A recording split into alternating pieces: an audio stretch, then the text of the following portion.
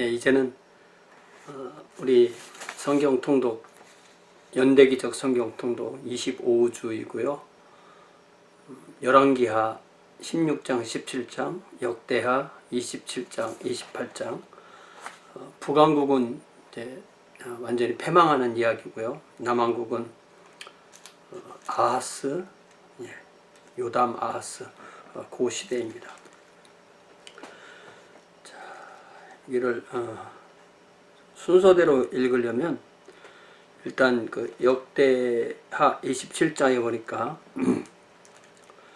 요담 이야기가 나오죠. 요담은 이제 아하스의 아들, 그 우시아의 아들이잖아요. 예, 우시아의 아들이고 처음에는 그 우시아를 대신해서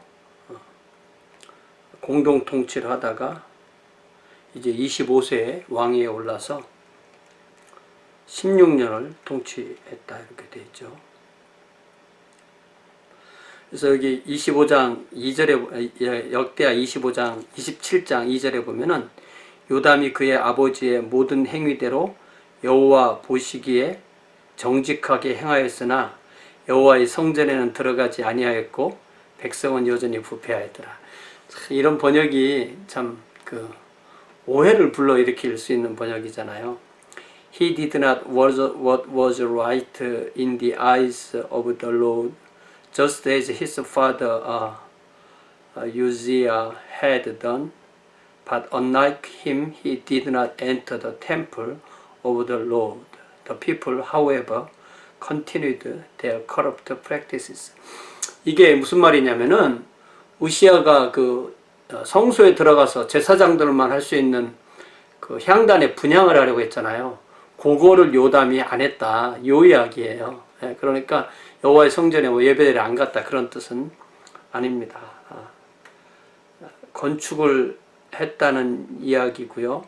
그 다음에 5절에 보니까 암몬을 이겨서 암몬에게 조공을 받았다 라고 되어 있습니다. 그래서 6절에 요담이 그의 하나님 여호와 앞에서 바른 길을 걸었으므로 점점 강화해졌더라. 예. 그렇게 되어 있고요. 이제 열왕기하 16장과 역대하 28장은 유다왕 아하스에 관한 이야기입니다. 예. 열왕기하 16장에 보니까 르말랴의 아들 베가 제17년에 유다의 왕 요담의 아들 아하스가 왕이 되니, 아하스가 왕이 될 때는 20살 때 20세였더라. 16년간을 다스렸으나 그의 조상 다윗과 같이 아니하였다. 그러니까 우시아 요담은 좋은 왕이었는데 아하스는 아주 안 좋은 왕이었죠. 그의 조상 다윗과 같지 아니하여 그의 하나님 여호와께서 보시기에 정직히 행하지 아니하고 이스라엘의 여러 왕의 길로 행하며, 유다의 왕인데 이스라엘 왕의 길을 걸었다는 것은 이스라엘처럼 그렇게 우상 숭배를 했다는 거죠. 또 여호와께서 이스라엘 자손 앞에서 쫓아내신 이방 사람의 가증한 일을 따라 자기 아들을 불 가운데로 지나가게 하며, 이게 참 얼마나 비참한 이야기입니까? 예. 그 똑같은 이야기가 역대하에서는 이스라엘 왕들의 길로 행하고 바알들의 우상을 부어 만들고 또 흰놈의 아들 골짜기에서 분향하고 여호와께서 이스라엘 자손 앞에서 쫓아내신 이방 사람들의 가증한 일을 본받아 그의 자녀들을 불살랐다. 이게 참 뭐 참담해서 더 이상 말할 수가 없는 거죠. 예. 역대하에서 계속 읽어보면 4절에 또 산당과 작은 산 위와 모든 푸른 나무 아래에서 제사를 드리며 분향하였다. 예. 그러므로 그의 하나님 여호와께서 그를 아람 왕의 손에 넘기심에 그들이 쳐서 심히 많은 무리를 사로잡아 다메섹으로 갔으며 또 이스라엘 왕의 손에 넘기심에 그가 쳐서 크게 사륙하였으니 이는 그의 조상들이 하나님 여호와를 버렸음이라. 르말랴의 아들 베가가 유다에서 하루 동안에 용사 12만 명을 죽였으며 에브라임의 용사 시그리는 왕의 아들 마아세야와 국내 대신 아스리감과 총리 대신 엘가나를 죽였다. 이렇게 되어 있습니다. 똑같은 사건을 열왕기 하에서 5절부터 읽어보면 16장 5절부터 읽어보면 이때 아람 왕 르신과 이스라엘 왕 르말리 아들 베가가 예루살렘에 올라와서 싸우려 하여 아하스를 에워쌌으나 능히 이기지 못하니라.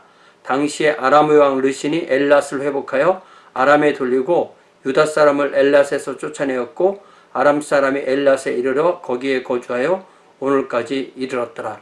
그러니까 우리가 이 열왕기의 이야기만 읽어보면 아하스가 그렇게 크게 패하지 않은 것 같은데 역대하를 읽어보면 아주 심각하게 패한 걸 알 수 있죠.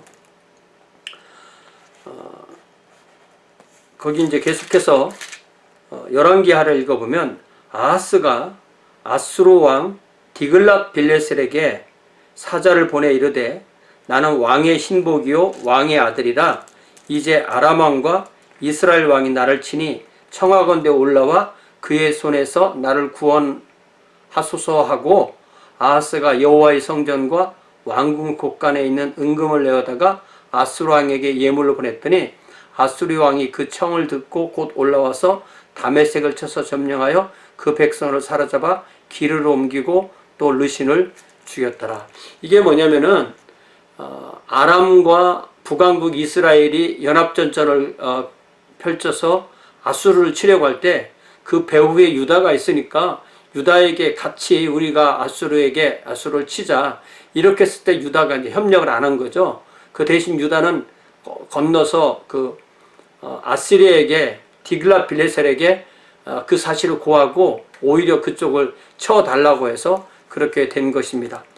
그렇게 해서 이 아람의 르신을 죽인 사람이 바로 디글랏 빌레셀인데 이 디글랏 빌레셀이 지난번에 우리가 읽었던 대로 불이라고 그렇게 이름도 하고 디글랏 빌레셀이라고도 하는 이 아시리아의 왕인데 이 사람이 이제 우리가 역사에서 뭐 신 아시리아 이렇게 말을 하진 않지만 아시리아를 다시 재건한 그런 위대한 왕이 바로 이 티글랏 빌레셀이고 또 성경에 불이라고도 나오고 티글랏 빌레셀이라고도 분명히 나옵니다. 이 왕이 이제 아람을 그렇게 멸망시켰다라는 것이 나오죠. 자, 그리고 이 티글랏 빌레셀의 이 피지배국을 다스리는 그 방식은 뭐 처음에는 여기 15장에는 이제 벌금만 15장에 이스라엘을 침략했을 때 벌금만 은 1000세겔을 받아갔지만 이제는 여기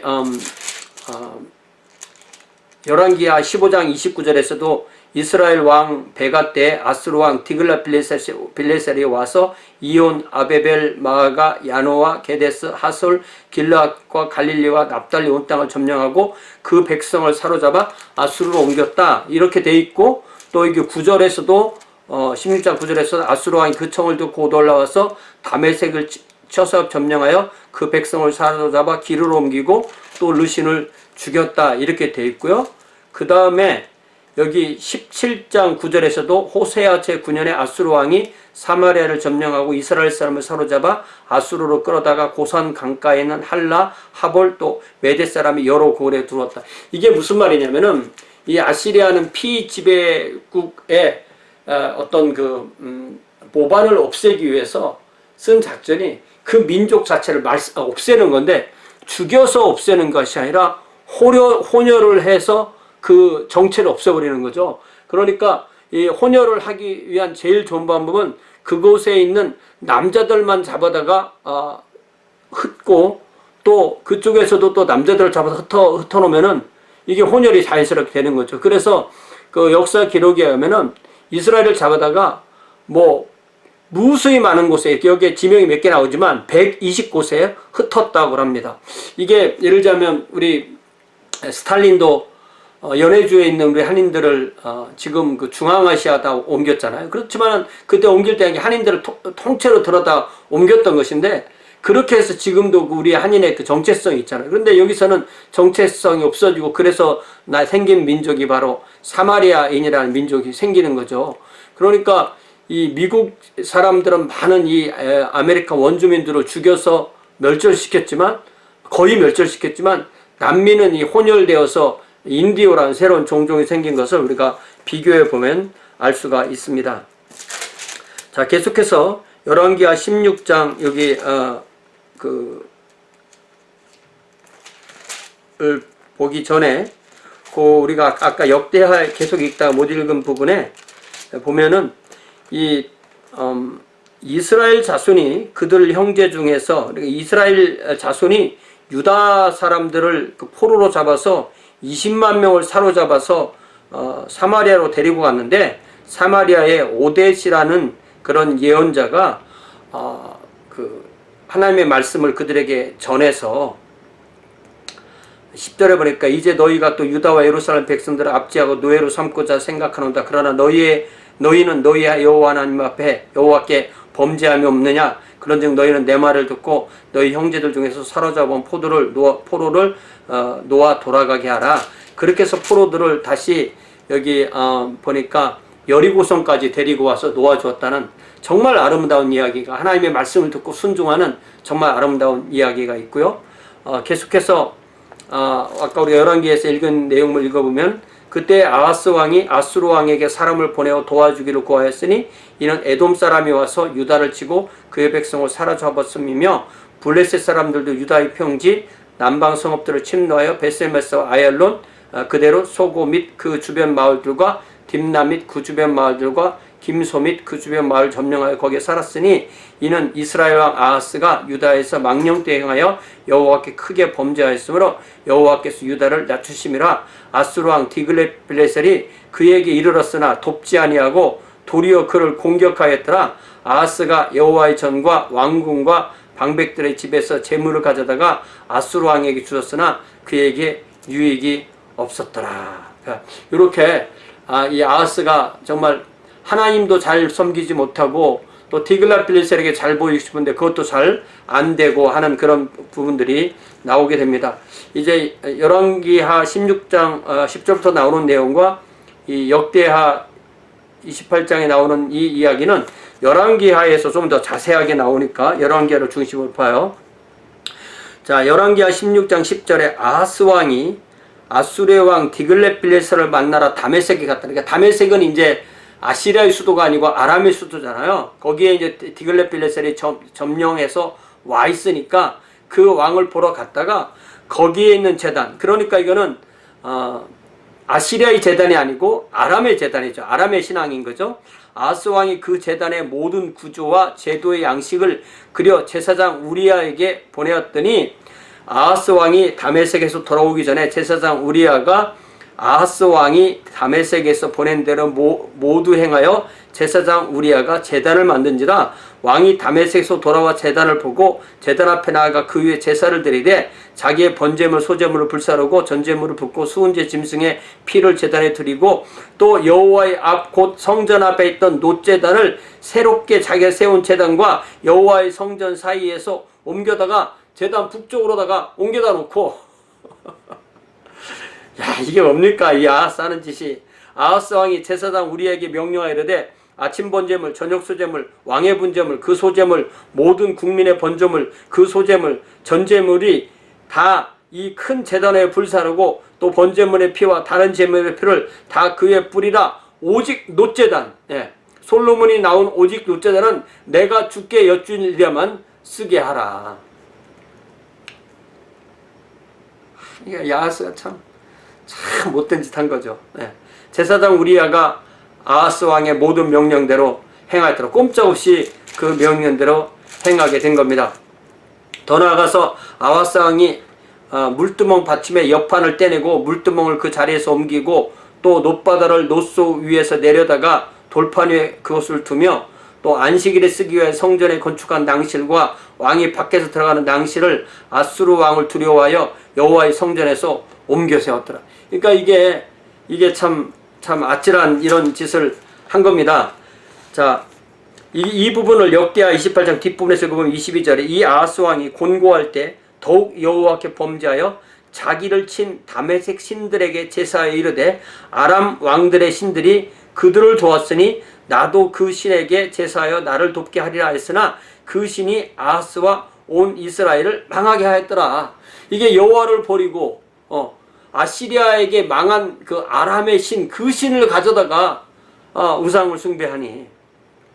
그래서 아하스가 하나님의 전에 기구들을 모아 하나님의 전에 기구들을 부수고 또 여호와의 전 문들을 닫고 예루살렘 구성마다 제단을 쌓고 유다 각 성읍에 산당을 세워 다른 신에게 분향하여 그의 조상들의 하나님 여호와를 진노하게 하였더라고 이렇게 되었습니다. 참 우리가 지금 들어도 참 아찔한 그런 일들을 아하스가 한 거죠. 자, 이제 열왕기하 17장은 북왕국 이스라엘이 망하는 이야기가 아주 자세하게 나옵니다. 자, 여기 열왕기하 17장이 우리가 역사로서 꼭 반드시 짚어봐야 되는 그런 중요한 내용입니다.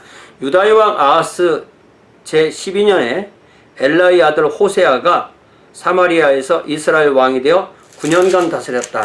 이 이야기는 호세아가 여기 열왕기하 15장 30절에 보니까 우시아의 아들 요담 제20년에 엘라의 아들 호세가 반역하여 르말랴의 아들 베가를 쳐 죽이고 대신하여 왕이 되니라. 그러니까 이 베가를 쳐 죽이고 혼자 왕조를 이루어서 세운 사람이 호세아인데, 이 베가는 가만히 생각해 보면 이 베가하고 아람의 르신하고 같이 연합해서 아시리아를 에게 대항하려고 했던 왕들이고요. 그것에 반대해서 호세아가 그를 죽이면서 다시 친 아수르 정책으로 가려고 했는데, 그게 이제 변화가 오는 거죠. 다시 열왕기하 17장 보면은 유다왕 아하스 제12년에 엘라의 아들 호세아가 사마리아에서 이스라엘 왕이 되어 9년간 다스리며 여호와 보시기에 악을 행하였으나 다만 그전 이스라엘 여러 왕들과 같이 하지는 아니하였다. 그러니까 단과 베델에 있는 곳에 예배하는 것은 아하스는 많이 하지 않은 것으로 우리가 이해를 할 수가 있습니다. 아수르 왕 살만에셀이 올라오니, 그러니까 티글랏 빌레셀의 아들이 살만에셀인데, 살만에셀이 올라오니 히스기야가 그에게 종이 되어 조공을 드리더니, 그러니까 친 이스라엘 정책을 한 거죠. 조공을 드리더니 그가 애굽 왕 소에게 사자들을 보내고 해마다 하던 대로 아수르 왕에게 조공을 드리지 아니하매, 그러니까 처음에는 친 아수르 정책을 하다가 이제 아수르에게 배신하고 애굽에게 의지했지만, 이때 애굽이라는 것은 여러 나라로 분리되어 있었던 어떤 그 실체가 없는 그런 나라였는데, 그런 나라에게 도와달라고 조공을 드리지 않으니까 아수르 왕 이 살만에셀이 내려와서 아수르 왕이 호세아가 배반함을 보고 그를 잡아서 포로로 삼아서 감옥에 가둬놓고, 그러니까 병영에 있는 감옥이겠죠. 가둬놓고 아수르 왕이 병영의 감옥이든지 아니면은 자기네 나라의 감옥에 보냈든지 어쨌든 와놓고 아수르 왕이 올라와 그 온 땅을 두루 다니고, 그러니까 다 점령하고 사마리아만 딱 넘겨놓는데 사마리아를 3년 동안 애워쌌다. 이 살만에셀이. 그러니까 이 사마리아라는 그 성이 얼마나 대단했던 성이었으면, 이 사마리아가 우리가 지난번에 봤듯이 오므리가 세운 성이잖아요. 그러니까 이 성이 아주 대단한 성이었으니까 3년을 버틸 수가 있었습니다. 자, 그래서 아직까지 이제 호세아는 감옥에 있지만, 호세아가 왕이니까 호세아 제9년에 아수르 왕이, 요 아수르 왕은 이제 살만에셀이 그때 죽고 그 아들 사르곤 2세가 왕이 됩니다. 그러니까 아마 이렇게 왕이 이렇게 바뀌면서 그때 그 즈음에 사마리아 성이 이제 점령이 된 겁니다. 사마리아를 점령하고 이스라엘 사람을 사로잡아 아수르로 끌어다가 고산 강가에 있는 할라와 하볼과 메대 사람의 여러 고을에 두었더라. 이 일은 이스라엘, 자 지금부터는 이제 열왕기 저자가 쓴 역사 해설이라고 할 수 있어요. 네. 하나님의 관점에서 본 역사 해설, 그걸 한번 우리가 좀 봐야 돼요. 자, 7절에 이 일은 이스라엘 자손이 자기를 애굽 땅에서 인도해내사 애굽의 왕 바로의 손에서 벗어나게 하신 그 하나님 여호와께 죄를 범하고 또 다른 신들을 경외하며 여호와께서 이스라엘 자손 앞에서 쫓아내신 이방 사람의 규례와 이스라엘 여러 왕이 세운 율례를 행하였음이라. 이스라엘의 자손이 점차로 불의를 행하여 그 하나님 여호와를 배역하여 모든 성읍에 망대로부터 견고한 성에 이르도록 산당을 세우고 모든 산 위에와 모든 푸른 나무 아래에 목상과 아세라상을 세우고 또 여호와께서 그들 앞에 물리치신 이방 사람같이 그곳 모든 산당에서 분향하며 또 악을 행하여 여호와를 경노하게 하였으며 또 우상을 섬겼으니 이는 여호와께서 그들에게 행하지 말라 말씀하신 일이라. 여호와께서 각 선지자와 각 선견자를 통하여 이스라엘과 유다에게 지정하여 이르시기를 너희는 돌이켜 너희 악한 길에서 떠나 나의 명령과 율례를 지키되 내가 너희 조상들에게 명령하고 또 내 종 선지자들을 통하여 너희에게 전한 모든 율법대로 행하라 하셨으나 그들이 듣지 아니하고 그들의 목을 곧게 하기를 그들의 하나님 여호와를 믿지 아니하고 하던 그들의 조상들의 목같이 하여 여호와 율법과 율례와 여호와께서 그들의 조상들과 더불어 세우신 언약과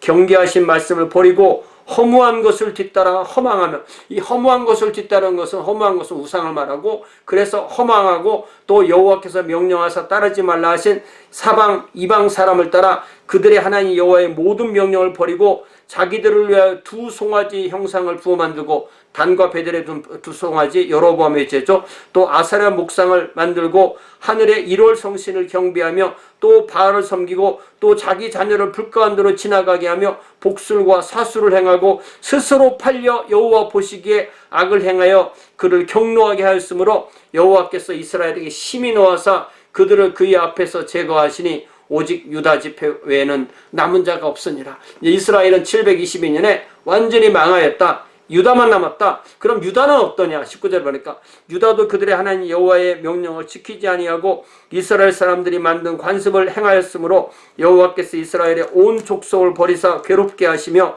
노략군의 손에 넘기시고 마침내 그의 앞에서 쫓아내시니라.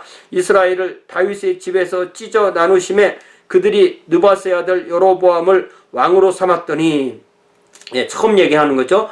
여로보암이 이스라엘을 몰아 여호와를 떠나고 큰 죄를 범하게 하며 이스라엘 자손이 여로보암이 행한 모든 죄를 따라 행하여 거기서 떠나지 아니하므로 여호와께서 그의 종 모든 선지자를 통하여 하신 말씀대로 드디어 이스라엘을 그 앞에서 내쫓으신지라. 이스라엘이 고향에서 아수리아로 사로잡혀 가서 오늘까지 이르렀더라. 그러니까 이 북왕국에서 주로 예언한 사람이 엘리야, 엘리사, 또 아모스, 호세아 이런 사람들인 거죠. 자, 계속해서 열왕기하 17장 24절부터 보니까 아수르 왕이 바벨론, 구다, 아와, 하맛, 스바라임에서 사람을 옮겨다가 이스라엘 자손을 대신하여 사마리아 여러 성읍에 두매 그들이 사마리아를 차지하고 그 여러 성읍에 거주하니라. 그들이 처음으로 거기 거주할 때 여호와를 경외하지 아니하므로 여호와께서 사자들을 그들 가운데 보내심에 몇 사람을 죽인더라. 라이언이죠, 이 사자는. 그러므로 어떤 사람이 아수르 왕에게 말하 이르되 왕께서 사마리아 여러 성읍에 옮겨 거주하게 하신 민족들이 그 땅 신의 법을 알지 못하므로 그들의 신이 사자들을 그들 가운데에 보내매 그들을 죽였사오니 이는 그들이 그 땅 신의 법을 알지 못함이니이다 하니라. 아수르 왕이 명령하이르되 너희는 그곳에서 사로잡아온 제사장 한 사람을 그곳으로 데려가되 그가 그곳에 가서 거주하며 그 땅 신의 법을 그 무리에게 가르치게 하라니 이에 사마리아에서 사로잡혀간 제사장 중 한 사람이 베델에 살며 백성에게 어떻게 여호와 경외할지를 가르쳤더라. 이게 북왕국 출신 제사장이 얼마나 또 많이 알았겠어요. 좀 의심스럽습니다. 그러나 29절 보니까 그러나 각 민족이 각기 자기의 신상들을 만들어 사마리아 사람이 지은 여러 산당들에 두되 각 민족이 자기들이 거주한 성읍에 그렇게 하여 바벨론 사람은 숫꽃노봇을, 굿 사람은 네르가를, 하맛 사람은 아시마를, 야와 사람은 니파스를, 니파스와 다르닥을, 스바랄 사람은 그 자녀를 불러살라 그들의 신 아드람멜렉과 아남멜렉에게 드리고, 또 그들이 여호와를 경외하여 자기 중에서 사람을 산당의 제사장으로 택하여 그 산당에서 자기를 위하여 제사를 드리게 하니라. 이와 같이 그들이 여호와도 경외하고 또한 어디서부터 옮겨왔든지 그 민족의 풍속대로 자기의 신들도 섬겼더라. 그러니까 이게 완전히 혼합 종교가 된 거죠. 사마리아 종교는 결국 혼합 종교가 된 것입니다.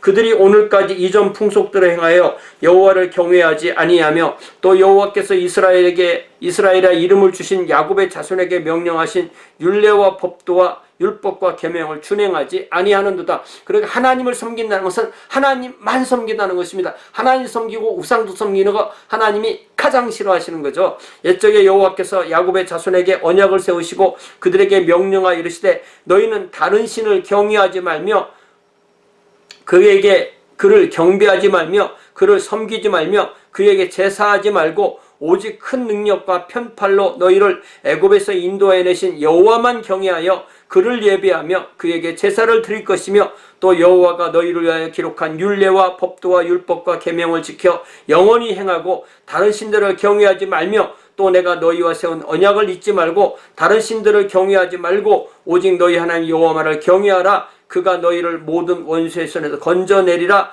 하셨으나, 그러나 그들이 듣지 아니하고 오히려 이전 풍속대로 행하였느라 이 여러 민족이 여호와를 경외하고 또 그 아로사긴 우상을 섬기니 그들이 자자손손이 그들의 조상들이 행하던 대로 그들도 오늘까지 행하라. 이 사마리아 사람들인 거죠. 사마리탄이라고 말하는.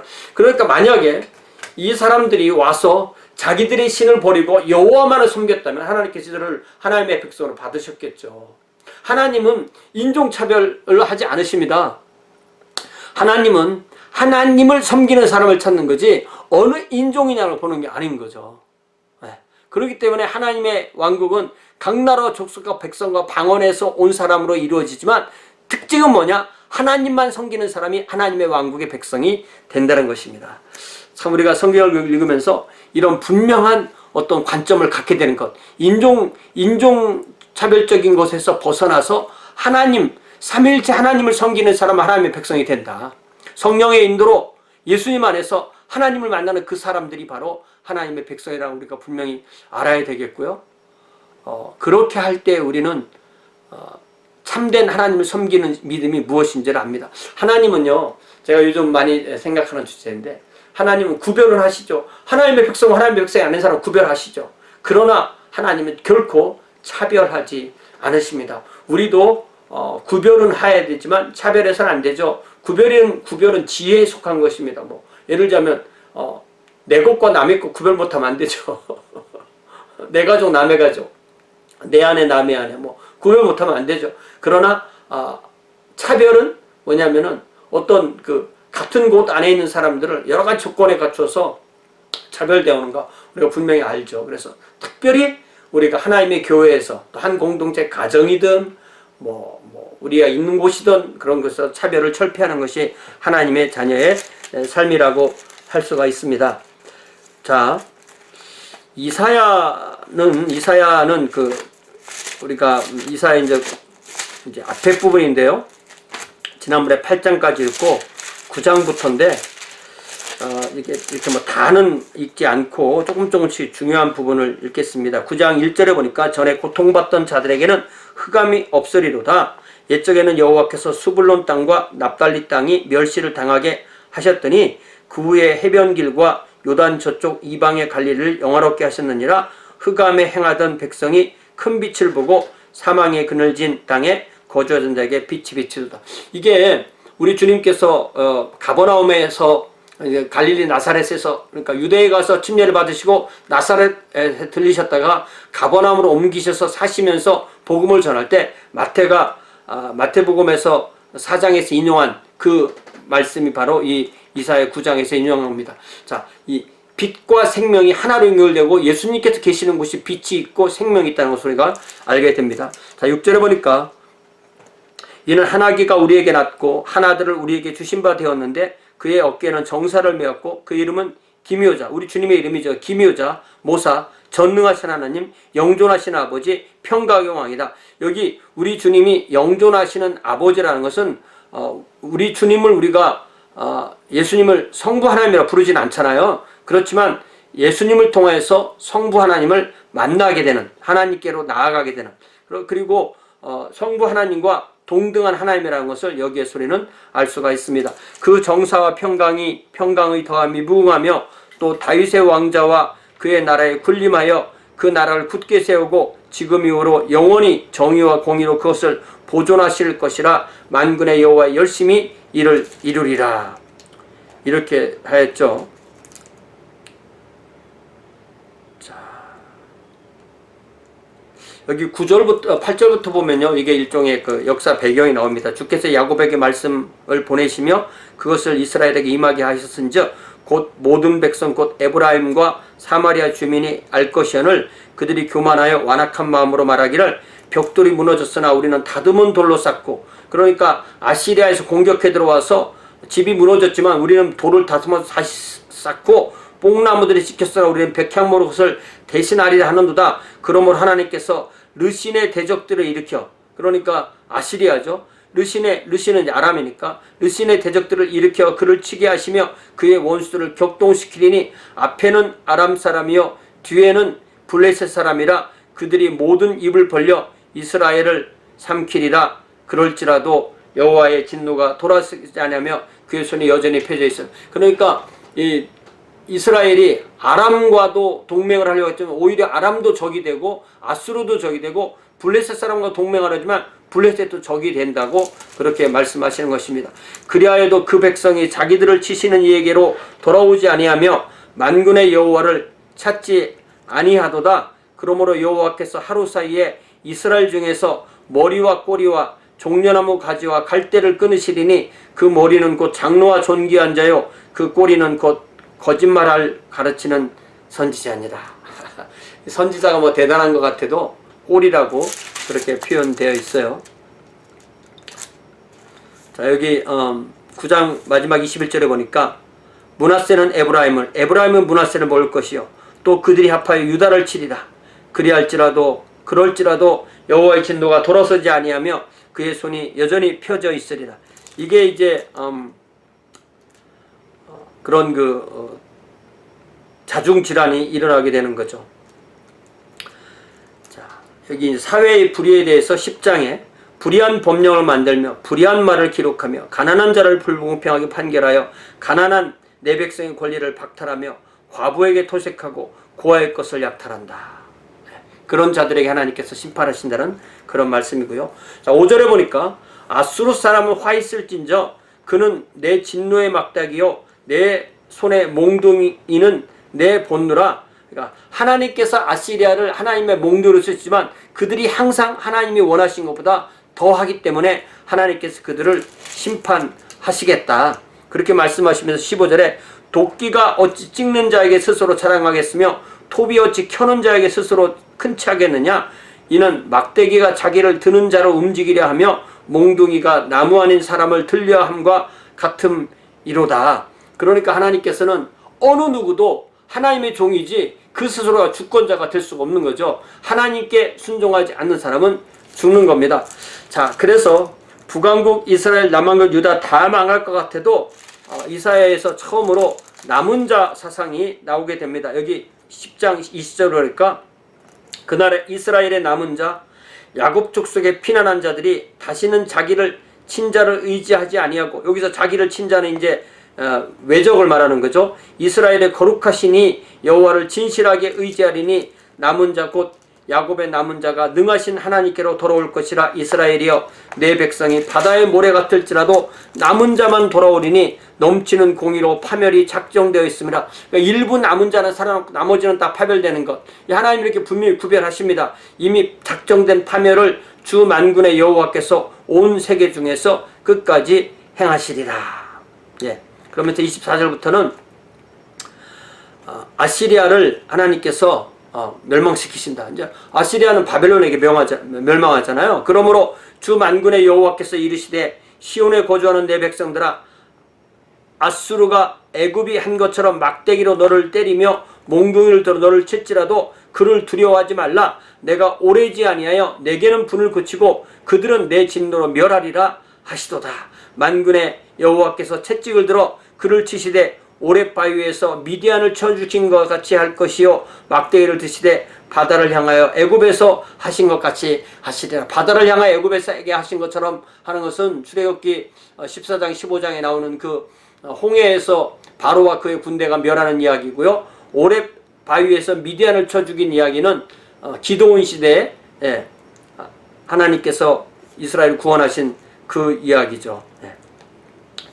자, 그 다음에 11장에 보면은 메시아께서 오실 것을 예언하는데 이 이사야 11장도 잘 보면 이게 삼위일체적으로 되어 있습니다.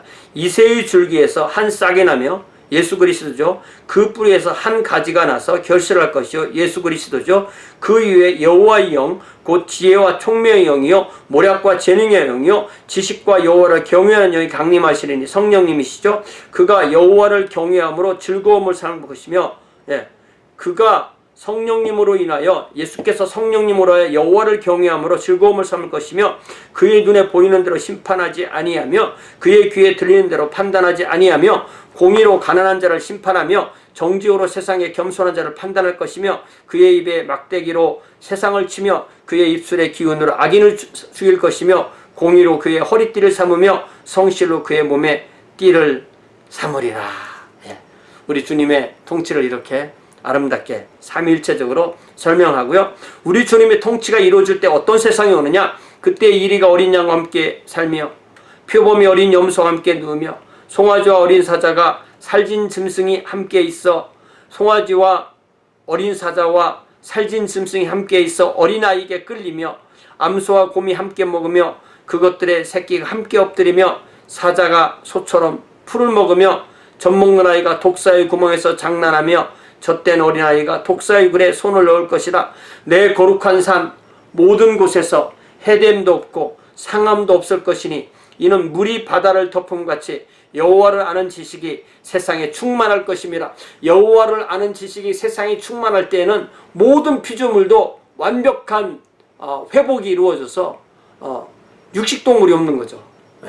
육식동물이 없으면 싸울 일이 없습니다. 조식동물이니까 싸울 일이 없는 거죠. 자, 그날에 이새의 뿌리에서 한 싹이 나서 만민의 기체로 설 것이요 열방이 그에게로 돌아오리니 그가 거한 곳이 영화오리라. 바로 예수 그리스도를 말씀하시는 거죠. 자, 12장은 이사야의 감사차 선포라. 하나님은 나의 구원이시라.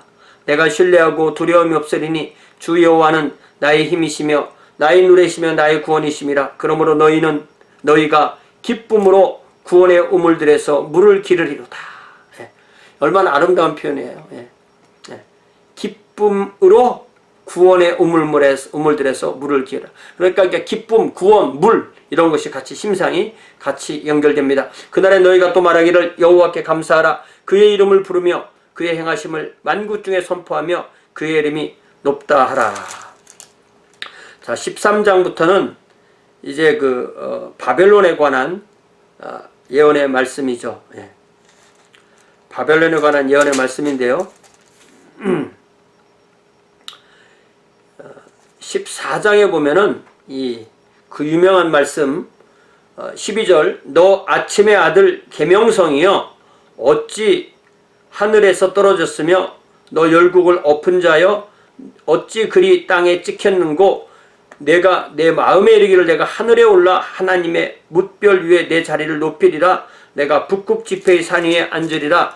가장 높은 구름에 올라가 지극히 높은 이와 같아지리 하나도다. 그러나 이제 내가 스올 곧 구덩이 맨 밑에 떨어짐을 당하리라. 자, 이 말씀을 옛날에는 어떤 사탄을 이야기하는 걸로, 그래서 이 계명성이라는 히브리어 헤벨이라는 단어를, 이게 이제 금성이거든요. 비너스.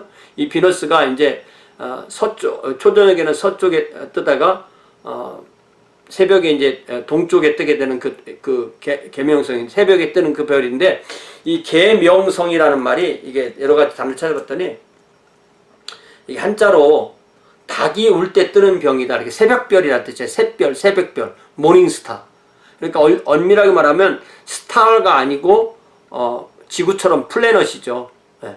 그런데 이것을 바벨론에 대한 상징인데 많은 사람들이 이것을 사탄이라고 그렇게 이야기합니다. 나중에 두로에 관한 그 상징의 말씀도 역시 사탄에 관한 말씀으로 우리가 그렇게 쓰기는 좀 애매한 면이 있습니다. 우리가 또 이렇게 이런 부분을 잘 읽어보면은 이 패망과 함께 그곳에 그 동물들이 산다.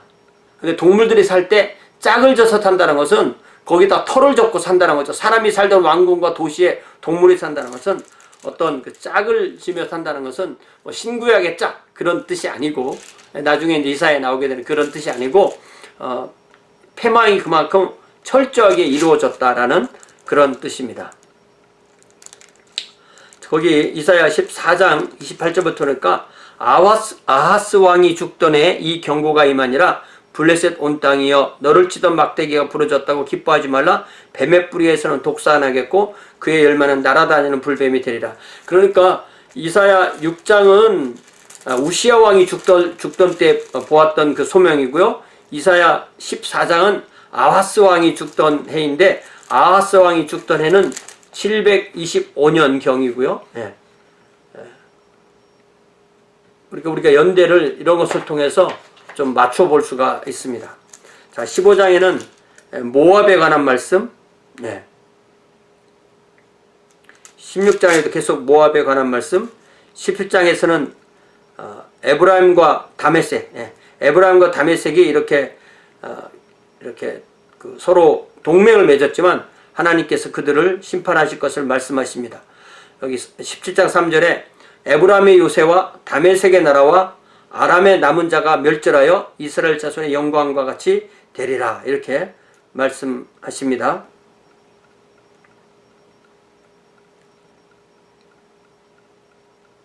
자, 7절에 보니까 이사야 17장 7절에 그날에 사람이 자기를 지으신 이를 바라보겠으며 그의 눈이 이스라엘의 거룩하신 이를 뵙겠고 자기 손으로 만든 제단을 바라보지 아니하며 자기 손가락으로 지은 아세라나 태양상을 보지 않을 것이다.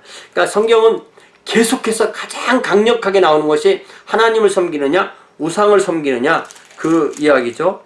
자, 18장은 구스, 오늘날에 이제 그 남이스라엘이죠. 에디오피아에 가까운 구스에 관한 말씀이고요. 19장은 이집트에 관한 말씀. 그래서 여기 19장 18절부터 읽어보니까 그날에 애굽 땅에 가나안 방언을 말하며 만군의 여호와를 가리켜 맹세하는 5 성읍이 있을 것이라 그중 하나를 멸망의 성읍이라 칭하리라. 이게 이제 애굽에 있는 그 5가지 중요한 도시들, 뭐 멤피스나 헬리오폴리스나, 근데 이 중에 이 5 중에 하나가 이게 바로 멸망의 성읍이라고 번역됐지만 이게 태양의 성읍이라는 그런 뜻이 됩니다. 그래서 요 성읍을 의미하는 것 같아요. 그러니까 이집트도 하나님을 섬기는 나라가 된다는 것입니다. 그날의 애굽 땅 중앙에는 여호와를 위하여 제단이 있겠고 그 변경에는 여호와를 위하여 기둥이 있을 것이요 이것이 애굽 땅에서 만군의 여호와를 위하여 징조와 증거가 되리니 이는 그들이 그 압박하는 자들로 말미암아 여호와께 부르짖고 여호와께서는 그들에게 한 구원자이자 보호자를 보내사 그들을 건지실 것임이라. 여호와께서 자기를 애굽에 알게 하시리니 그날에 애굽이 여호와를 알고 제물과 예물을 그에게 드리고 경배할 것이요 여호와께 서원하고 그대로 행하리라. 그 애굽에 이집트에 지금 콥틱 크리스찬들이 있잖아요. 이렇게 이집트를 통해서 구원받는 사람들이 생기게 되는 겁니다. 여호와께서 애굽을 치실지라도 치시고는 고치실 것이므로 그들이 여호와께 돌아올 것이라. 여호와께서 그들의 간구함을 들으시고 그들을 고쳐주시리라. 그 나라 애굽에서 아수르로 통하는 대로가 있어 아수르 사람은 애굽으로 가고 애굽 사람은 아수르로 갈 것이며 이 아수르가 오늘날의 시리아고 애굽이 이집트잖아요. 이 하나님을 섬김으로 다 이렇게 함께 경배하는 것. 그날에 이스라엘이 애굽과 아수르와 더불어 셋이 세계 중에 복이 되리니 이는 만군의 여호와께서 복주시며 이르시되 내 백성 애굽이여 내 손으로 지은 아수르여 나의 기업 이스라엘이여 복이 있을지어다 하실 것입니다. 이렇게 성경은 분명하게 하나님은 인종으로 사람을 구원하는 것이 아니라는 것을 알 수가 있습니다. 인종차별이 되지 않는 거죠. 자, 여기 아수르의 20장에 아수르의 사르곤 왕이 다르단을 아스돗에 보내매 그가 와서 아스돗을 쳐서 취하던 해니라. 요게 이제 사르곤, 우리 아까 보았던 티글라필레셋, 살만에설, 사르곤 2세. 그러니까 722년에 사르곤 2세가 왕이 되고 아시리아의 왕이 되고 했는데 이 블레셋 지역을 점령하기 위해서 그의 장군 다르단이라는 사람을 보내서 공격을 했다는 것입니다. 그때 여호와께서 아모스의 아들 이사야에게 말씀하여 이르시되 갈지어다 내 허리에서 배를 끄르고 내 발에서 신을 벗을지어다 하시매 그가 그대로 하여 벗은 몸과 벗은 발로 다니니라. 여호와께서 이르시되 나의 종 이사야가 3년 동안 벗은 몸 벗은 발로 다니며 애굽과 구스에 대하여 징조와 예표가 되었느니라. 이와 같이 애굽의 포로와 구스에 사로잡힌 자가 아수르 왕에게 끌려갈 때 젊은 자나 늙은 자가 다 벗은 몸과 벗은 발로 볼기까지 드러내어 애굽의 수치를 보이리니. 참 예언자를 하라고 하면서 오히려 이사야에게 3년 동안 벗고 살아라. 참 예언자가 힘들죠. 자, 그들이 바라던 구스와 자랑하던 애굽으로 말미암아 그들이 놀라고 부끄러울 것이라. 이집트가 강국이라고 해서 이집트를 자꾸 의지하려고 하지만 이집트 자체도 아시리아에게 망한다고 말씀하신 것입니다. 그날에 이 해변 주변이 말하기를 우리가 믿던 나라 곧 우리가 아수르 왕에게서 벗어나기를 바라고 달려가서 도움을 구하던 나라가 이같이 되었은즉 우리가 어찌 능히 피하리요 하리라. 그 다음에 21장은 바벨론, 두마, 아라비아 이런 나라들의 패망에 대해서 이야기하고요.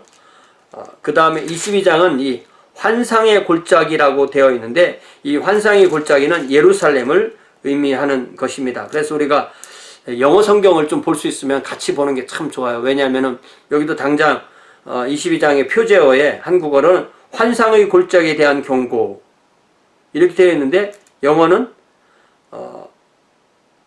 본문은 On Oracle Concerning the Valley of Vision 이렇게 되어 있는데 표제어는 A Prophecy About Jerusalem 이렇게 되어 있어요. 그러니까 이 환상의 골짜기는 예루살렘인가 보다 충분히 이해를 할 수가 있는 거죠. 자, 환상의 골짜기에 관한 경고라. 내가 지붕에 올라가면 어찌함인고 소란하며 떠들던 성 즐거워하던 고을이여 너의 죽임을 당한 자들은 칼에 죽은 것도 아니요 전쟁에 사망한 것도 아니라 너희 관원들도 다 함께 도망하였다가 활을 버리고 결박을 당하였고 너의 멀리 도망한 자들도 발견되어 다 함께 결박을 당하였도다. 그러므로 내가 말하노니 돌이켜 나를 보지 말지어다. 나는 슬피 통곡하겠노라. 내 딸 백성이 패망하였음이라 패망하였으므로 말미암아 나를 위로하려고 힘쓰지 말지니라. 환상의 골짜기에 주 만군의 여호와께로부터 이르는 소란과 발핀과 혼란의 날이여 성벽의 무너뜨림과 산악에 사무쳐 부르는 소리로다. 그러니까 이게 이제 바벨론 같은 외적이 들어와서 망하는 것을 이렇게 기르게 묘사하는 겁니다. 6절에 엘란 사람은 화살통을 메었고 병거 탄 자와 마병이 함께하였고 기르 사람은 방패를 드러냈는데 병거는 내 아름다운 골짜기에 가득하였고 마병은 성문에 정렬되었도다. 그가 유다에 덮였던 것을 벗김에 그날에 내가 숲을 곳간의 병기를 바라보았고 너희가 다윗성에 무너진 곳이 많은 것도 보며 너희가 아랫못에 물도 모으며 또 예루살렘에 가옥을 개수하고 그 가옥을 헐어 성벽을 견고하게 하며 너희가 또 옛못에 물을 위하여 두 성벽 사이에 저수지를 만들었느니라. 그러나 너희가 이를 행하신 이를 앙망하지 아니하였고 이 일을 옛적부터 경영하신 이를 공경하지 아니하였느니라. 이게 이제 이사야의 예언이지만 히스기야가 어떤 예루살렘을 외적의 공격, 특별히 아시리아의 공격에서 지키기 위해서 수로를 바꾸고 물을 저장하고 하는 그런 것들을 우리가 생각할 수가 있죠. 그날에 주 만군의 여호와께서 명령하사 통곡하며 애곡하며 머리털을 뜯으며 굵은 배를 따라 뛰라 하셨거늘 너희가 기뻐하며 즐거워하여 소를 먹이고 양을 잡아 고기를 먹고 포도주를 마시면서 내일 죽으리니 먹고 마시자 하는도다. 하나님은 회개하라고 하는데 차라리 내일 죽을 거면 오늘은 먹고 마시자. 이렇게 한다는 거죠. 자포자기한 거라고 할 수가 있죠. 만군의 여호와께서 친히 내 귀에 들려 이르시되 진실로 이 죄악은 너희가 죽기까지 용서하지 못하리라 하셨느니라. 주 만군의 여호와의 말씀이니라. 자, 여기 이사야 22장 15절부터 25절까지는 좀 재밌는 이야기가 나오는데요. 여기 그 왕궁의 국고와 왕궁을 맡은 그 셈나라는 사람이 나오는데, 이 사람이 아마 이스라엘 사람이 아닌 것 같아요. 이 사람이 자기의 지위를 믿고 예루살렘의 좋은 곳에다 자기 묘실을 팠는데, 하나님께서 그를 관직에서 내어쫓아서 공같이 광막한 곳에서 내어쫓고 그 직책을 hil기야의 아들 내종 엘리야김에게 주겠다. 그래서 이 사람이 이제 히스기야 시대 때 국내 대신하는 사람이 엘리야김이거든요. 내 옷을 그에게 입히며 내 띠를 그에게 띄워 힘있게 하고 내 정권을 그의 손에 맡기리니 그가 예루살렘 주민과 유다의 집의 아버지가 될 것이며, 내가 또 다윗의 집의 열쇠를 그의 어깨에 두리니 그가 열면 닫을 자가 없겠고 닫으면 열 자가 없으리라. 나중에 요한계시록에서 인용하는 그 말씀인데요. 이게 그만큼 이 국내 대신이지만 그만큼 왕의 권한을 준다, 이런 의미로 이해를 하면 됩니다. 못이 단단한 곳에 박힌 같이 그를 견고하게 하리니 그가 그의 아버지의 집에 영광의 보좌가 되리라. 그의 아버지의 집에 모든 영광이 그 위에 걸리리니 그 후손과 족속되는 각 작은 그릇 곧 종지로부터 모든 항아리까지 그 엘리야김 하나에 그의 모든 후손이 큰 자나 작은 자나 종지부터 항아리까지 다 그 사람에게 걸린다. 그러나 만군의 여호와께서 이르시되 그날에는 단단한 곳에 박혔던 못이 사그리니 그 못이 부러져 떨어짐으로 그 위에 걸린 물건이 부서지리라 하셨. 그러니까 엘리야김이 이렇게 정말 그 위대한 사람이 되지만 그의 세력도 오래 가지 못한다는 것을 알 수가 있습니다. 23장은 두로와 시돈에 관한 말씀이고요. 이 두로와 시돈은 이게 그 페니키아 사람들이잖아요. 이 사람들이 바로 그 무역을 해서 나중에 전 지중해를 점령한 그 사람들의 이야기인 겁니다.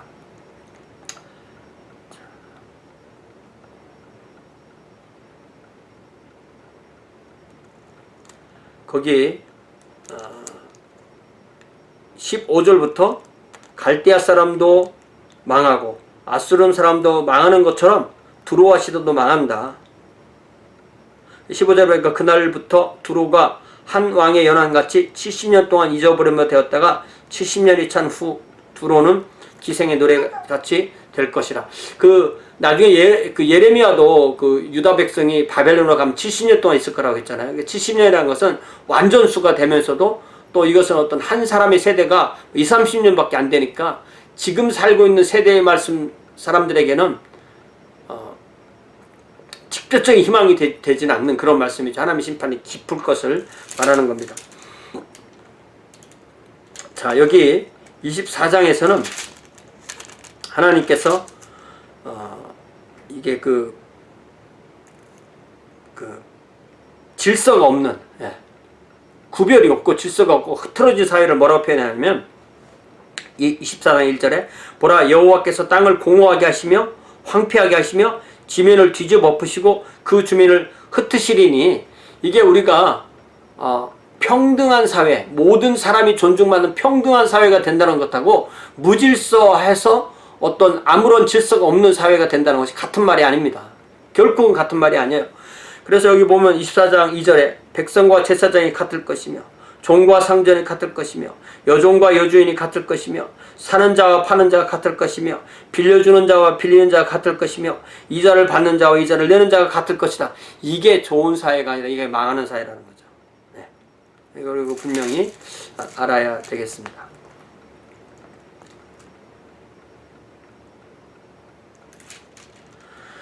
자, 여기 24장 14절 말씀. 무리가 소리를 높여 부를 것이며 여호와의 위엄으로 말면 바다에서부터 크게 외치리니 그러면 너희가 동방에서 여호와를 의롭게 하며 바다 모든 섬에서 이스라엘 하나님 여호와의 이름을 영화롭게 할 것이라. 우리가 동방 또 섬 이런 얘기를 하면은요, 통일교가 한 말이 자꾸 생각이 나요. 이게 참 이 학습 효과가 대단한 거죠. 통일교는 동방에서, 동방 끝이 한국이다. 그러니까 한국에서 메시아가 오고 그게 문서로 이렇게 가르치면서 섬은 또 안 된다 이렇게 말하지만, 그러나 이런 말씀에 보면은 섬과 동방은 구별하지 않죠. 그러므로 너희가 동방에서 여호와를 영화롭게 하며 바다 모든 섬에서 이스라엘 하나님 여호와의 이름을 영화롭게 할 것이다. 이렇게 되어 있습니다.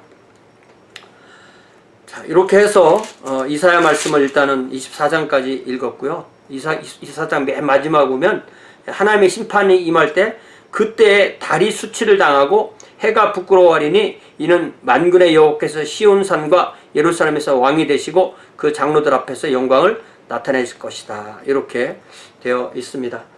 자, 미가서, 미가서가 이제 이사야 시대가 미가 시대잖아요. 그래서 미가서가 이제 7장으로 이루어졌는데 미가서를 조금 한번 보겠습니다. 미가서 말씀도 또 얼마나 주옥 같은 말씀이 많이 있어요. 미가는 이사야 시작은 이제 이사야를 시작할 때 왕의 이름이 4명이 나오잖아요. 우시야, 요담, 아하스, 히스기야. 우시야, 요담, 아하스, 히스기야인데 미가는 요담, 아하스, 히스기야. 우시야가 나오지 않아요. 그러니까 이 미가의 시대는 우시야보다는 조금 뒷시대. 그러니까 우시야가 죽고 난 이후에 라고 할 수가 있죠. 유다의 왕들 요담과 아하스와 히스기야의 시대에 모레셋 사람 미가에게 임한 여호와의 말씀 곧 사마리아와 예루살렘에 관한 묵시라. 그러니까 미가는 남왕국 출신이지만 북왕국에 관한 예언도 했다는 걸 알 수가 있고요. 또 하나는 이 사람을 부를 때 누구의 아들 누구라고 부르는 거, 어디 사람 누구라는 거 부를 때 누구의 아들 누구로 부르는 것이 좀 더 가문의 정통이 가문이 있는 사람으로 이해가 되고요. 그냥 동네 사람 이름으로 부르는 것은 좀 더 가문이 좀 이렇게 그렇게 저명한 가문이 아닌 사람으로 그렇게 볼 수가 있습니다. 저기 5절에 보니까 이는 다 야곱의 허물로 말미암음이라. 이스라엘 족속의 죄가 무엇이냐? 야곱의 허물이 무엇이냐? 사마리아가 아니냐? 유다의 산당이 무엇이냐? 예루살렘이 아니냐? 그들의 수도 사마리아 예루살렘이 다 우상 숭배의 장소가 됐으니까 그것을 그렇게 부끄럽게 말씀하시는 것입니다. 자, 여기 2장 1절에 보니까 그들이 침상에서 죄를 깨하며 악을 꾸미고 날이 밝으면 그 손에 힘이 있으므로 그것을 행하는 자는 화 있을진저 밭들을 탐하여 빼앗고 집들을 탐하여 차지하고 그들이 남자와 그의 집과 사람과 그의 산업을 강탈하도다. 그러니까 하나님의 율법이 완전히 땅에 떨어진 그 이야기를 하는 거죠. 자, 여기 2장 11절에 사람이 만일 허망하게 행하여 거짓말로 이르기를 내가 포도주와 독주에 대하여 내게 예언하리라 할 것 같으면 그 사람이 이 백성의 선지자가 되리로다. 이게 조금 이제 번역이 어려우니까 영어 성경에서는 포도주와 독주가 풍성해질 것에 대한 예언, 그러니까 일종의 프라스파러티처럼 그렇게 예언하는 사람이 거짓 예언자다고 그렇게 말합니다. If a liar and deceiver comes and says, I will prophesy for you plenty of wine and beer, he would be just a prophet for these people. 이렇게 조롱하는, 거짓 예언자들을 조롱하는 그런 말씀입니다. 자, 여기 2장 12절부터 보니까 야곱아 내가 반드시 너희 무리를 다 모으며 내가 반드시 이스라엘의 남은 자를 모으고 그들을 한 처소에 두기를 보스라의 양떼같이 하며 초장의 양떼같이 하리니 사람들이 크게 떠들 것이다. 그러니까 하나님은 반드시 남은 자를 남기셔서 하나님의 일을 이루신다는 것입니다. 자, 여기 백성의 지도자들을 고발하는 미가의 목소리 3장에 내가 또 이르노니 야곱의 우두머리 이스라엘 족속의 통치자들 들으라. 정의를 아는 것이 너희의 본분이 아니냐? 너희가 선을 미워하고 악을 기뻐하며 내 백성의 가죽을 벗기고 그 뼈에서 살을 뜯어 그들의 살을 먹으며 그 가죽을 벗기며 그 뼈를 꺾어 다지기를 냄비와 솥 가운데에 담을 고기처럼 하는도다. 얼마나 참 처절한 그런 표현입니까? 5절에 내 백성을 유혹하는 선지자들은 이에 무엇을 물려주면 평강을 외치나 그 입에 무엇을 채워주지 아니하는 자에게는 전쟁을 준비하는다. 이런 선지자에 대하여 여호와께서 이르시되 그러면 너희가 밤을 만나리니 이상을 보지 못하고 어둠을 만나리니 점치지 못하고 선지자 외에는 해가 져서 낮이 캄캄해지고 선견자가 부끄러워하고 술기의 수치를 당하고 다 입술을 가릴 것은 여호와가 응답하지 아니하심이거니와 오직 나는 여기 미가죠. 오직 나 미가는 여호와의 영으로 말미암아 능력과 정의와 용기로 충만해져서 야곱의 허물과 이스라엘의 죄를 그들에게 보이리라. 그러니까 이 플러스 파로티 예언자들은 뭐 잘 될 거다 이 말 하는 거죠. 그러나 하나님이 세우신 미가는 여호와의 영으로 말미암아 능력과 정의와 용기로 충만해져서 야곱의 허물, 이스라엘의 죄를 그들에게 보인다. 이게 진정한 예언자인 거죠. 야곱 족속의 우두머리들, 이스라엘 족속의 통치자들, 곧 정의를 미워하고 정직함을 국비하는 자들아, 원하노니 이 말을 들을지어다. 시온을 피로 예루살렘을 죄악으로 건축하는 자다. 그들의 우두머리는 뇌물을 위하여 재판하고 그들의 제사장은 삭슬 위하여 교훈하고 그들의 선지자는 돈을 위하여 점을 치면서도 여호와를 의뢰하여 이르기를 여호와께서 우리 중에 계시지 아니하냐, 재앙이 우리에게 임하지 아니하리라 하는도다. 네. 이게 다 거짓 예언자들을 공박하는 미가의 말씀입니다. 그러면서도 예언자는 희망을 말하죠. 끝날에 이르러는 여호와의 전에 산이 산들의 꼭대기에 굳게 서며 작은 산들을 위해 뛰어나고 민족들이 그리로 몰려갈 것이라. 곧 많은 이방 사람들이 가며 이르기를 오라, 우리가 여호와의 산에 올라가서 야곱의 하나님의 전에 이르자. 그가 그의 도를 가지고 우리에게 가르치실 것이니라. 우리가 그의 길로 행하리 하리니 이는 율법이 시온에서부터 나올 것이요 여호와의 말씀이 예루살렘으로부터 나올 것임이라. 이거죠. 네. 하나님이 구하시는 사람, 하나님을 섬기며 하나님의 말씀을 따르는 사람들인 것입니다. 자, 여기 5절에 만민이 각각 자기의 신의 이름을 의지하여 행하되 오직 우리는 우리 하나님 여호와의 이름을 의지하고 영원히 행하리로다. 아직도 전도 대상자가 있는 거죠. 그러나 하나님을 섬기는 사람은 하나님의 백성이 되는 것입니다. 그래서 계속해서 10절에 보니까 딸 시온이여 해산하는 여인처럼 힘들여 나올지어다. 이제 내가 성읍에서 나가서 들에 거주하며 또 바벨론까지 이르러 거기서 구원을 이루니 여호와께서 거기서 너를 내 원수의 손에서 속량해 내시리라. 그러니까 미가도 그 예레미야처럼 바벨론에 붙들려가서 포로로 가서 구원받을 것을 하나님께서 이렇게 예언하도록 하시게 됩니다. 이제 많은 이방 사람이 모여서 너를 치며 이르기를 시온이 더럽게 되며 그것을 우리의 눈으로 바라보기를 원하노라 하거니와 그들이 여호와의 뜻을 알지 못하며 그의 계약을 깨닫지 못한 것이라. 여호와께서 곡식단을 타작마당에 모음같이 그들을 모으셨나니 딸 시온이여 일어나서 칠지어다. 내가 내 뿔을 무쇠 같게 하며 내 곱을 옷 같게 하리니 내가 여러 백성을 쳐서 깨뜨릴 것이요 내가 그들의 탈취물을 구별하여 여호와께 드리며 그들의 재물을 온 땅에 주께 돌리리라. 그러니까 하나님께서 그들에게 고난을 허락하시지만 그 가운데 하나님은 반드시 구원하신다는 말씀이죠. 5장 2절 그 유명한 베들레헴 에브라다야 너는 유다 족속 중에서 작을지라도 이스라엘 다스릴 자가 내게서 내게로 나올 것이라. 그의 근본은 상고의 영원에 있느니라. 그러니까 우리 주님이 탄생하실 곳은 바로 베들레헴이다라는 예언이죠.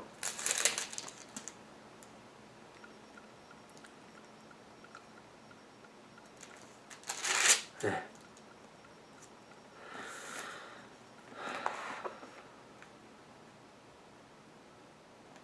자, 6장 너희는 여호와의 말씀을 들을지어다. 너는 일어나서 산을 향하여 변론하여 작은 산들이 내 목소리를 듣게 하라 하셨나니 너희 산들과 땅의 견고한 지대들아 너희는 여호와의 변론을 들으라. 여호와께서 자기 백성과 변론하시며 이스라엘과 변론하실 것이라. 이르기를 내 백성아 내가 무엇을 내게 행하였으며 무슨 일로 너를 괴롭게 하였느냐. 너는 내게 증언하라.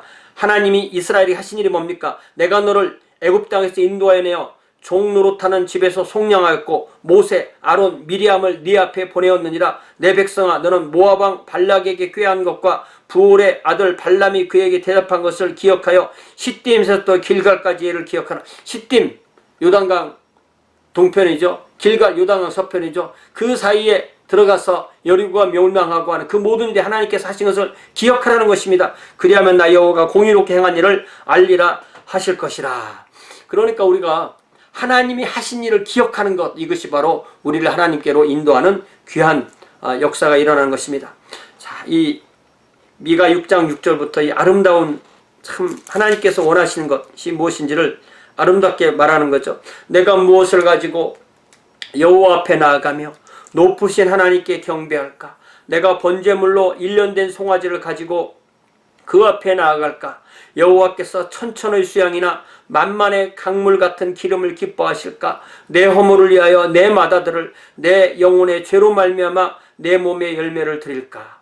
하나님께 이 번제물, 심지어 내 아들을 드린다 해도 하나님이 원하시는 건 그것이 아니시고 8절에 사람아 주께서 선한 것이 무엇임을 내게 보이셨나니 여호와께서 내게 구하시는 것은 오직 정의를 행하며 인자를 사랑하며 겸손하게 내 하나님과 함께 행하는 것이 아니냐.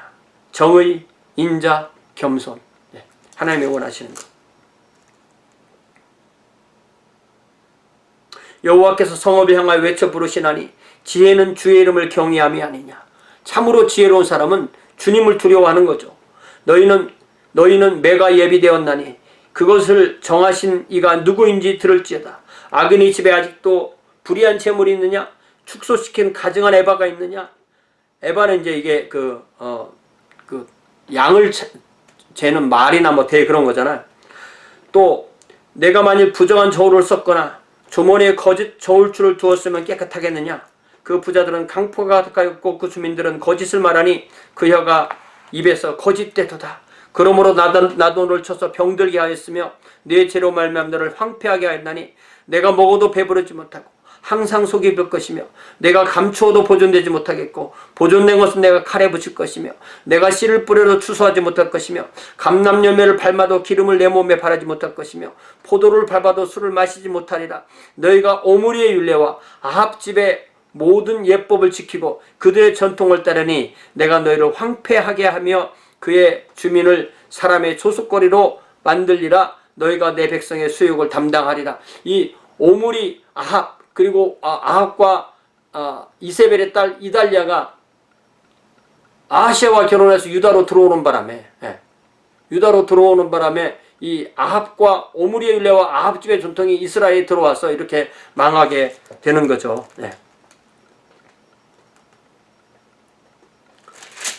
7장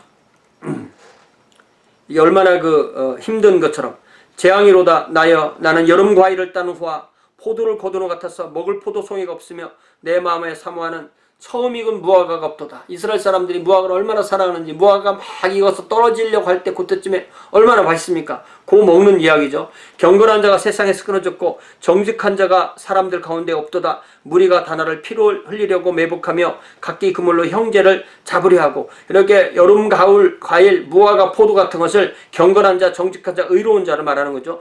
두 손으로 악을 부지런히 행하는도다. 그 지도자와 재판관은 뇌물을 구하며 권세자는 자기 마음의 욕심을 말하며 그들이 서로 결합하니 그들의 가장 선한 자라도 가시 같고 가장 정직한 자라도 찔레 울타리보다 더하도다. 그들의 파수꾼들의 날 곧 그들 가운데 형벌의 날이 임하였으니 이제는 그들이 요란하리로다. 너희는 이웃을 믿지 말며 친구를 의지하지 말며 내 품에 누운 여인이라도 내 입에 문을 지키지어다. 아들이 아버지를 멸시하며 딸이 어머니를 대적하며 며느리가 시어머니를 대적하리니 사람의 원수가 곧 자기 집안 사람이로다. 우리 주님께서 인용하신 그 말씀이죠. 자, 그럼에도 이 미가는 하나님 앞에 결단합니다. 오직 나는 여호와를 우러러보며 나를 구원하시는 하나님을 바라보나니 나의 하나님이 나에게 귀를 기울이시리로다. 나의 대적이여 나로 말미암아 기뻐하지 말지어다. 나는 엎드러질지라도 일어날 것이요 어두운 데 앉을지라도 여호와께서 나의 빛이 되실 것임이로다. 내가 여호와께 범죄하였으니 그의 진노를 당하려니와 마침내 주께서 나를 위하여 논쟁하시고 심판하시며 주께서 나를 인도하사 광명에 이르게 하시리니 내가 그의 공의를 보이리로다. 우리가 죄를 짓지 않아서 하나님 앞에 의롭게 되는 것이 아니라 그 죄를 심판을 받고 또한 사함을 받고 또 하나님 앞에 다시 서게 되는 것입니다. 나의 대적이 이것을 보고 부끄러워하리니 그는 전에 내가 말하기를 내 하나님 여호와가 어디 있느냐 하던 자라. 그가 거리에 진흙같이 밟히니 그것을 내가 버리로다. 내 성벽을 건축하는 날 곧 그날에는 지경이 넓어질 것이다. 그날에는 아수르에서 애굽 성읍들에까지 애굽에서 강까지 이 바다에서 저 바다까지 이 산에서 저 산까지 사람들이 내게로 돌아올 것이나 그 땅에 그 주민의 행위의 열매로 말미암아 그 땅은 그 주민의 행위의 열매로 말미암아 황폐하리라. 그러니까 어디에 있다는 게 중요한 것이 아니고 하나님을 섬기는 것이 중요한 것이죠. 이제 마지막 기도입니다. 원하건대 주는 주의 지팡이로 주의 백성 곧 갈멜 속 살림에 홀로 거주하는 주의 기업의 양떼를 먹이시되 그들을 옛날같이 바산과 길르앗에서 먹이시옵소서. 이르시되 네가 애굽 땅에서 나오던 날과 같이 내가 그들에게 이적을 보이려 하셨느니라. 이러므로 여러 나라가 보고 자기의 세력을 부끄러워하여 손으로 그 입을 막을 것이요 귀는 막힐 것이며 그들이 뱀처럼 띠끌을 핥으며 땅의 기는 벌레처럼 떨며 그 좁은 구덩이에서 나와서 두려워하며 우리 하나님 여호와께로 돌아와서 주로 말미암아 두려워하리로다. 예. 하나님께 돌아오면 사는 겁니다. 주와 같은 신이 어디 있으리까? 주께서는 죄악과 그 기업에 남은 자의 허물을 사유하시며 인애를 기뻐하심으로 진노를 오래 품지 아니하시나이다. 다시 우리를 불쌍히 여기셔서 우리의 죄악을 발로 밟으시고 우리의 모든 죄를 깊은 바다에 던지시리이다. 주께서 옛적에 우리 조상들에게 맹세하신 대로 야곱에게 성실을 베푸시며 아브라함에게 인애를 더하시리로다. 우리가 주님 앞에 돌아와서 우리 죄를 회개하고 주님을 섬기고 주님의 말씀을 들으면 주님께서 우리에게 성실하시게 또한 우리에게 인자하시게 우리를 대하신다는 귀한 말씀을 우리가 읽게 됩니다. 우리가 이렇게 성경을 연대순으로 읽다 보면 이게 뭐 딱딱 맞진 않지만 이렇게 읽으면서 더 이 시대 배경을 알기 때문에 더 좀 더 자세하게 성경 말씀을 읽게 되는 그런 면이 있습니다. 제가 말씀을 이렇게 읽고 또 공부하고 가르치고 하면서 이 일이 얼마나 하나님 앞에 소중한 일인지 다시 한번 깨닫게 되고요. 이렇게 한 명이라도 또한 저와 함께 말씀을 듣는 사람이 있다면 하나님의 복이 또한 함께 임하길 바랍니다. 하나님의 복이 뭐겠어요? 하나님만 섬기고 하나님의 그 주권을 인정하고 하나님의 뜻을 뜻대로 살면서 하나님의 생명을 받아서 그 생명빛을 다른 사람에게 또한 전파할 수 있는 것, 그것이 바로 하나님의 복이 아니겠습니까? 그 복을 저와 함께 누릴 수 있기를 바랍니다. 오늘 여기까지 하겠습니다. 감사합니다.